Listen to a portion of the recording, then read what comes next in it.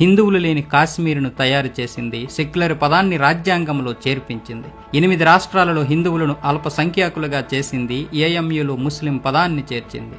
బీహెచ్ఈలో హిందూ పదాన్ని చేర్చడానికి వ్యతిరేకించింది. కాశ్మీర్ సమస్యను జటిలం చేసింది.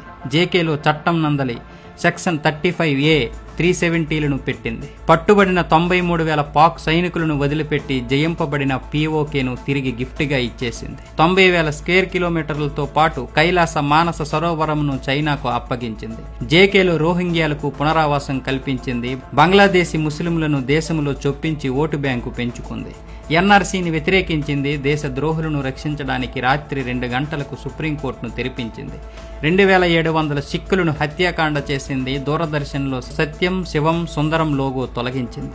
కేంద్రీయ నవోదయ విద్యాలయ లోగో నుండి అసతోమా సద్గమయ శ్లోకాన్ని తొలగించింది. వందే మాతరంను రాష్ట్రగానంగా దేశీయ గీతంగా పాడకుండా నిరోధించింది. 26/11 దాడి వెనుక హిందువుల పాత్ర ఉందని చెప్పగలిగింది. నా న్యాయవాదులే దేశానికి కీడి చేసే గ్యాంగులను మరియు నక్సలైట్ కేసులను వాదించేలా చేసింది.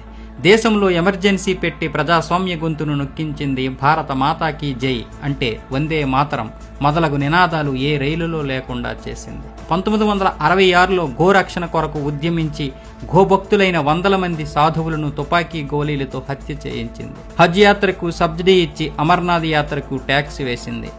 సోమనాథ మందిరం నిర్మించుకున్నాడని సర్దార్ పటేల్ని విరోధించింది. సోమనాథ మందిరాన్ని ప్రారంభించబోయే రాష్ట్రపతి డాక్టర్ రాజేంద్ర ప్రసాద్ను విరోధించింది.